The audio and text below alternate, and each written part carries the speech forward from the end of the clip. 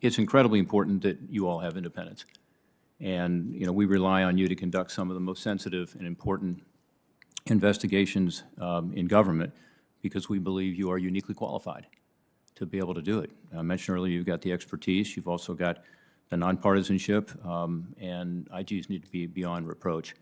I'm going to ask a few questions about one such sensitive and important investigation by your office, Mr. Horowitz. And this is a sensitive topic, I know, but I think it's one that's important for us to talk about today as we have the leadership of the IG community before us. That's about the investigation of former FBI Deputy Director Andrew McCabe.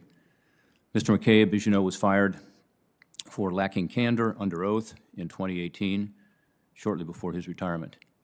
Late last week, DOJ reversed course, settling a lawsuit by Mr. McCabe to restore his employment as a voluntary separation and to restore his pension. Mr. Horowitz, could you briefly remind us of the findings of your report regarding Mr. McCabe? Certainly, Senator. The report concerned an investigation that actually the FBI had initially undertaken involving alleged leaks about information that was potentially damaging to Secretary Clinton during the 2016 presidential campaign. The FBI internal investigators developed information that they believed led them to believe that Deputy Director McCabe may have lied to them. They then referred the matter to us, right, given the position he held at the FBI.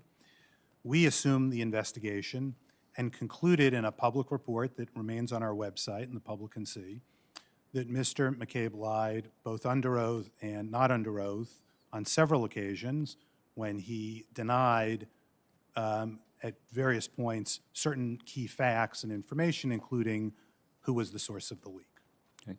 It's my understanding that following that report, which sounds like it was a pretty definitive report, the top career official at the Department of Justice, as well as the career head of the Office of Professional Management or Professional Responsibility at DOJ, both recommended that Mr. McCabe be fired. Is that correct?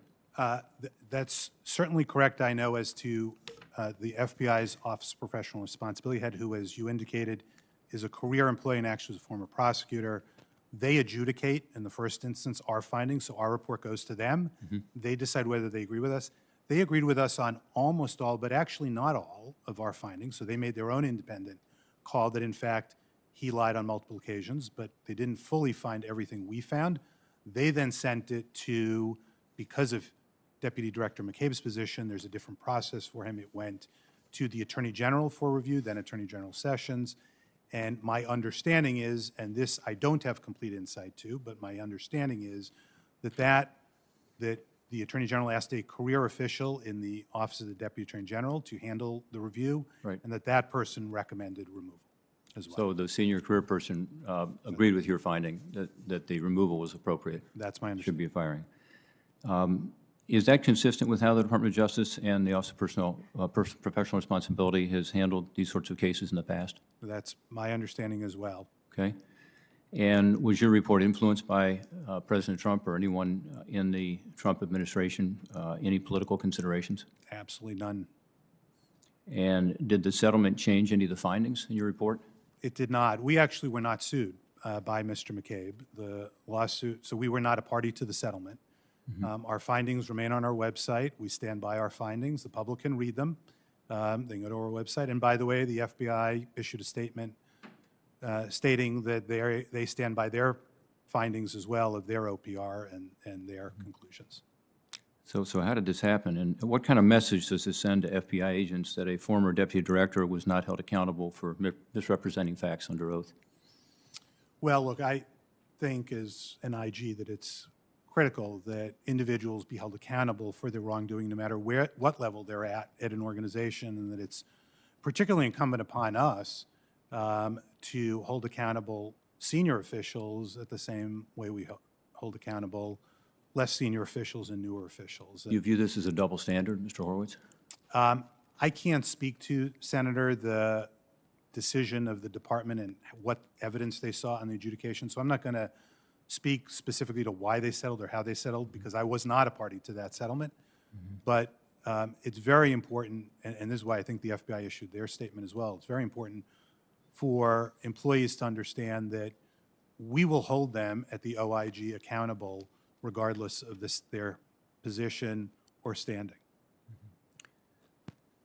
Mr. Horowitz, you were appointed by President Obama, is that correct? That's correct. How important is your independence as an IG to your ability to make comments like the ones you just made today?